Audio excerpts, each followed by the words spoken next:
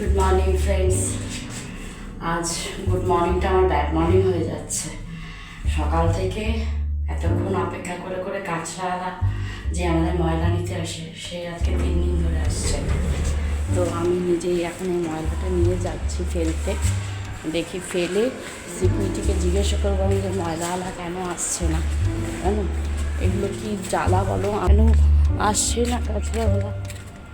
একটা সিকিউরিটিকেও তো দেখতে পাচ্ছি না, বেরিয়েছি নিচে যাচ্ছি।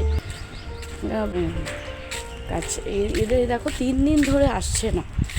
একটা ওপরে রাখা যায় না কেন বলো তো, এই ওপরে বাইরে যদি করিডোরে রেখে দিই না, বেড়াল এসে ঘেঁটে আরও নোংরা করে দেয়। সিসিটিভি ক্যামেরাগুলো দেখা যায়, খুব বাজে লাগে। তো ওই জন্য আমি 2 দিন ধরে তো হাজব্যান্ড এসে ফেলে গেছে, আজকে আবার আমি এসছি। দেখি ও জিজ্ঞাসা করেনি সিকিউরিটিকে, ওই জন্য আমি এসেছি সিকিউরিটিকে জিজ্ঞাসা করতে। এই দেখো আমি কাঁচরা ফেলতে এসছি, কি অবস্থা আর বলো না।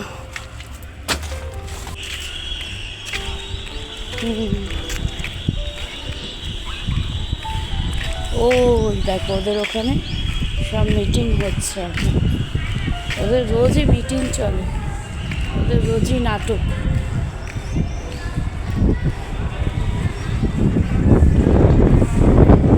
আমার হাজব্যান্ডকে বলছি জিজ্ঞাসা করো কেন আসছে না ওরা। ओ कचरा वाला क्यों नहीं आ रहे? आपको हिंदी आता ना? कचरा वाला को 3 डेज हो गया कचरा वाला नहीं। उसका पेमेंट नहीं दिया कहते, वो नहीं आता कहते, जनप्रिया वाला नहीं दिया कहते। क्यों? हम लोग मेंटेनेंस देते हैं ना। आप दे दिए ना? हाँ। तो जरा वाला उसको नहीं दिया, जरा वाला नहीं दिया, इसके लिए नहीं आ रहे वाले।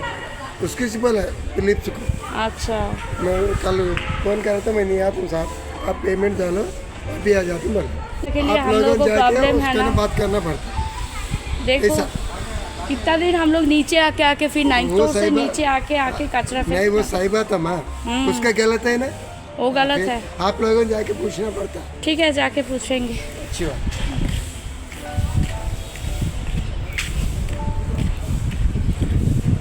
দেখো আমরা মেনটেনেন্স দিই, কিন্তু ওর মানে যারা এখানকার যারা মেইন যারা, তারা নাকি ওদেরকে স্যালারি দেয়নি, তাই জন্য ওরা আসছে না। তাই এই ভোগান্তিগুলো আমাদের ভুগতে হয় না বলো তো।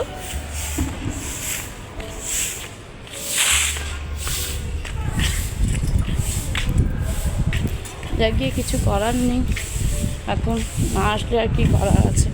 এই নিজেদেরই 2 দিন ধরে রাত্রে ও এসে ফেলে যাচ্ছে। আমি এখন আজকে মানে সকালবেলা, আজকে কালকে রাত্রে আর আসা হয়নি, আজকে সকালবেলা ওই জন্য আমি ফেলতে আসলাম। আমি বলো না কী সব ঝামেলা। তো এখন গিয়ে আজকে আমি অনেকটা মানে ফ্যান ট্যানগুলোও ঝাড়বো, ঝাড়াঝুড়িগুলো করে নেবো। আর তোমার আমি ও অ্যাকচুয়ালি আমার হাজব্যান্ড মাথা উপরে তুলতে পারে না, স্পন্ডলাইটিস আছে তো, ও মাথা তুলতে পারে না। আমি চলে এসেছি, তোমাদের সাথে গুড মর্নিংও করে নিলাম। Good morning. সবারই সকালবেলা উঠলে অনেক মহিলারই অনেক প্রবলেম থাকে, সব বাড়িতেই কিছু কিছু প্রবলেম আছে, এই আমাদেরকে এগুলো ফেস করতে হয় আর কি। কিছু বাড়িতে আছে ছেলেরা এসব ফেস করে, কিছু বাড়িতে আছে আমাদের মহিলাদেরই এসব ফেস করতে হয়। দরজাটা ভেজিয়েই চলে গেছিলাম, চলে এসছি। Very good morning to all of you. সকালবেলা অনেকক্ষণ আগেই শুরু হয়ে গেছে, তো ভাবছিলাম ঠিক আছে একটু কাজ টাজ করে নিই। করে নেওয়ার পর আমার গলার অবস্থা দেখতেই পাচ্ছ, এখানে এত গরম পড়েছে, তো কালকে ভুলবশত একটু ঠান্ডা জল খেয়ে ফেলেছি, ব্যাস আর যাবে কোথায়, গলাটা সেজন্য ধরে গেছে। সকাল থেকে শরীরটাও একটুখানি ম্যাচ করছিল। তো অনেকক্ষণ ধরে ভাবলাম ফ্রিজ খুলে ফ্রিজের সামনে দাঁড়িয়ে যে কি রান্না করবো। একটা জিনিস দেখবে যে কি রান্না হবে, কেউ যদি একটু বলে দেয় না আজকে এই রান্না করবি, দেখবি খুব সুবিধা হয়। কিন্তু আমার মাদার ইন ল মামনি যখন বেঁচে ছিল, তখন আমার মামনি যখন বলতো যে মু আজকে এই রান্না হবে, আমার বলে বাবা নিশ্চিন্ত, আমি শুধু ওইটুকুন কেটে কুটে দিতাম, উনি রান্না করতেন। এই ভাবনাটা যে কি রান্না করব, এটা কিন্তু অনেকের একটা বিরাট বড় সমস্যা সকালবেলায়। আমি হচ্ছি ঘটিবাড়ির, মানে আমি ঘটিবাড়ির মেয়ে। আমার বিয়ে হয়েছে বাঙাল বাড়িতে। এই যে একটু চিংড়ি মাছ পড়ে আছে, তো আমার সেই চিংড়ি মাছটা আমার মা, মানে এটা আমার দিদিমার কাছ থেকে আমার মা শিখেছিল। আমার মা নেই, আমার মা 5 বছর হলো মা চলে গেছে আমাদের ছেড়ে, তো বাবা আছে। তো মার কাছ থেকে আমি এই রেসিপিটা, মানে আমার দিদিমার কাছ থেকে দেখে আমি এই রেসিপিটা শিখেছিলাম, যে রাঁধুনি দিয়ে আর আলু আর ঝিঙে দিয়ে চিংড়ি মাছের ঝোল। কারণ ঘটিরা চিংড়ি মাছ খেতে খুব ভালোবাসে। তো ঘটি চিংড়ির মধ্যে চিংড়ি ইলিশ নিয়ে লড়াইটা তো বরাবরই আছে, যে কে আগে, চিংড়ি আগে না ইলিশ আগে।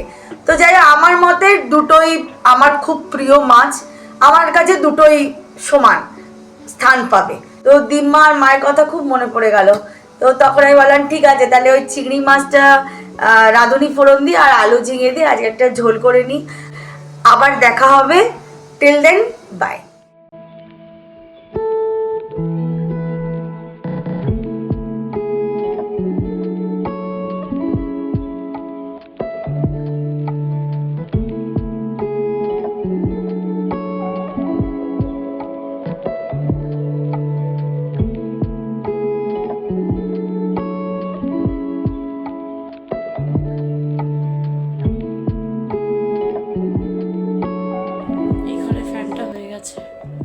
বেডরুমের ফ্যানটা করে নিই, সকালবেলা করে নিলে শান্তি। কেন কালকে আবার বৃহস্পতিবার, তো কালকে আবার করতে পারবো না ঝাড়াঝুড়িগুলো।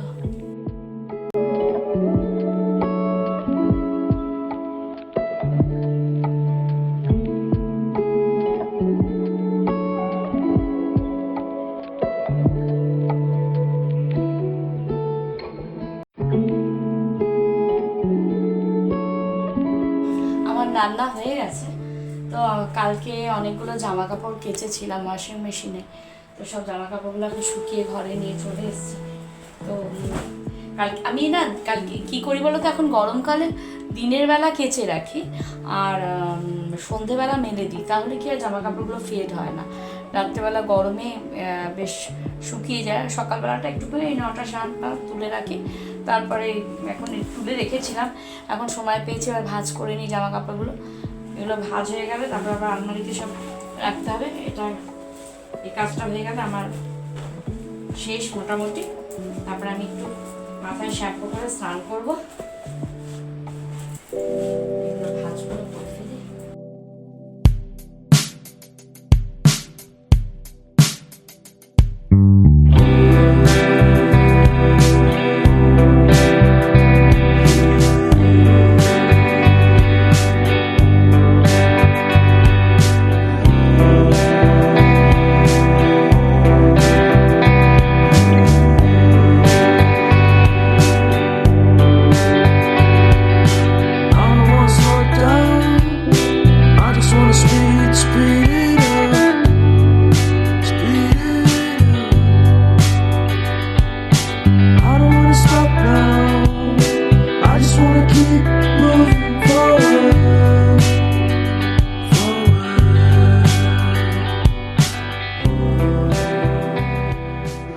आपका बॉडी को बैलेंस रखने का दिक्कत आता है कि वहाँ पे आपको बैलेंस करना है। হ্যালো গাইস, তোমরা সবাই জানো নিউজে সকাল থেকে এইটাই দেখাচ্ছে।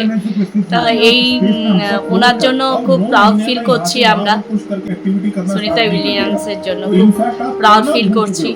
অনেক বড় সাকসেস পেল, তো এইটার জন্য ভালো, পুরো ওয়ার্ল্ডে এটা ফেমাস একটা ঘটনা হয়ে গেল। 9 মান্থস মুখের কথা নয়, 9 মান্থস 14 ডেজ মনে হয় বলল। এত আনন্দ লাগছে দেখে, মনে হচ্ছে যে একটা মেয়ে কি না করতে পারে।